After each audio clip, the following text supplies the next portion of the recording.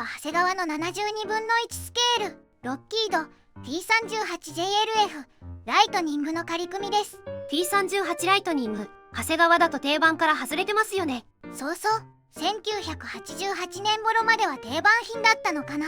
今は限定でカール品での再販が行われていますね。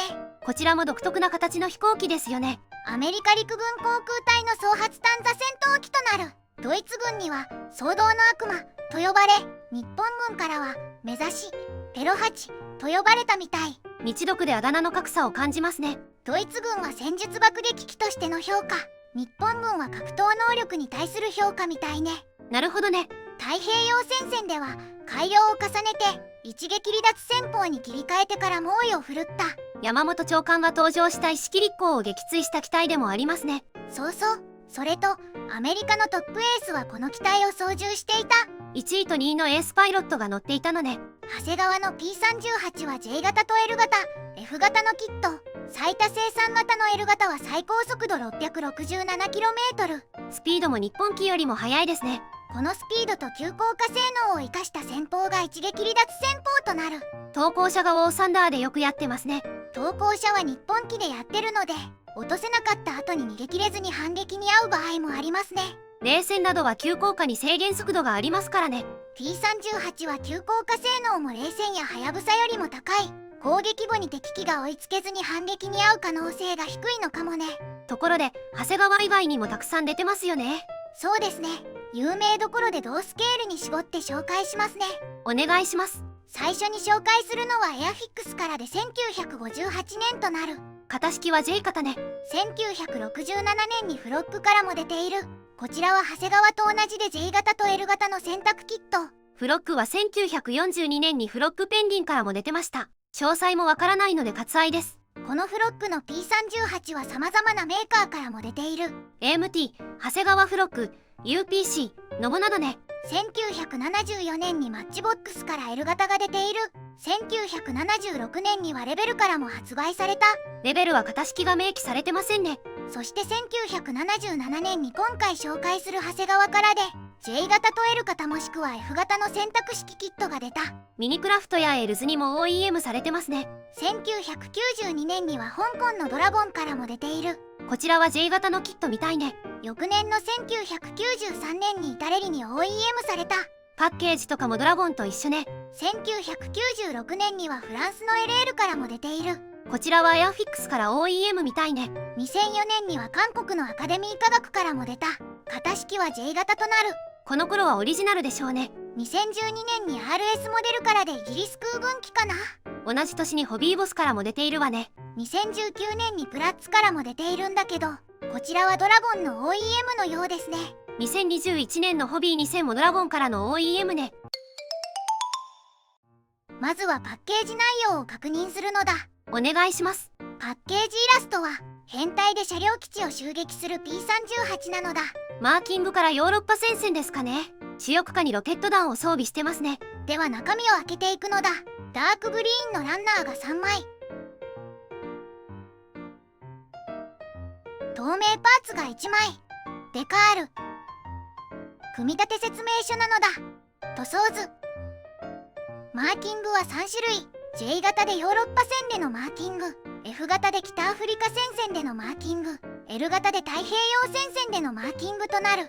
なるほど。部品点数は68点。72分の1スケールの対戦機では多いですね。では長谷川の72分の1スケールロッキード T38JLF ライトニングの仮組みを始めるのだ。最初に操縦席なのだ。ふむふむ。操縦席は全部で2パーツ。操縦席床に座席なのだ。最近の金型は少し改良しているみたいね。1988年頃のパッケージから操縦桿が追加されたみたい。この他にケーキパネルがつくのね。追加されたケーキパネルはデカールを貼り付けるタイプとなる。パイロットはついてますね。初期の長谷川は結構ついてました。古いパッケージだと操縦桿もないので座っていただいた方がいいかな。次はエンジンですね。エンジンは液冷エンジンとなるので見える部分のパーツはありません。今の時点ではエアインテークと排気タービンを切り出して終了ね。次はプロペラかしら。プロペラは3パーツ構成。3枚プロペラにスピナーをかぶせて終了。総発機なので2セット作成ね。次は主翼と胴体なのだ。今回の漢字は何ですかね。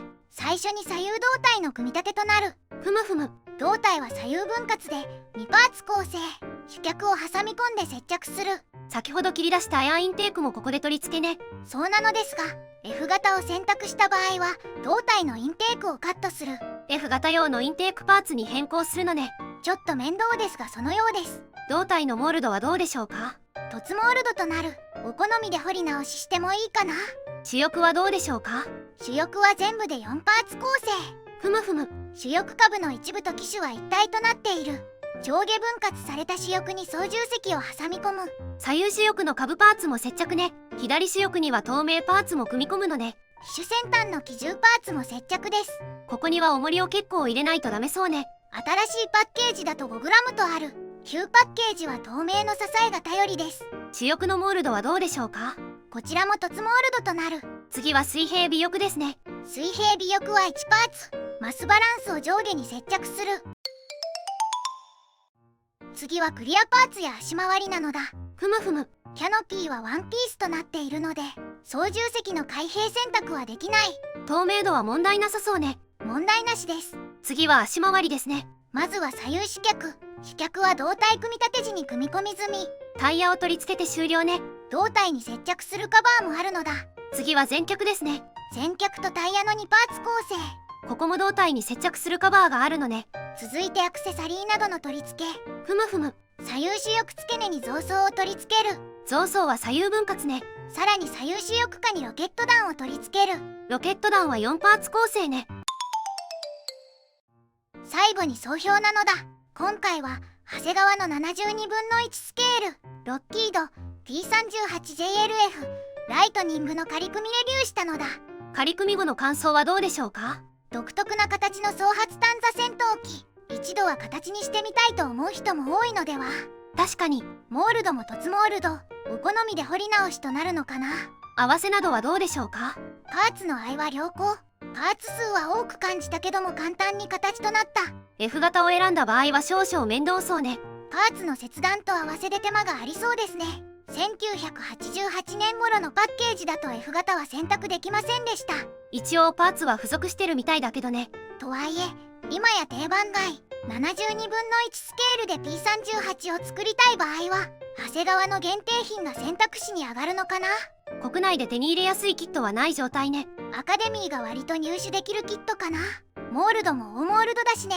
ふむふむ。こちらのキットも積んでますのでいずれ紹介したいと思います。ではでは動画を最後までご視聴していただきありがとうございますなのだ。チャンネル登録と高評価をお願いしますなのだ。次回以降も飛行機プラモデルのレビューを続けていくのだ。ではバイバイ。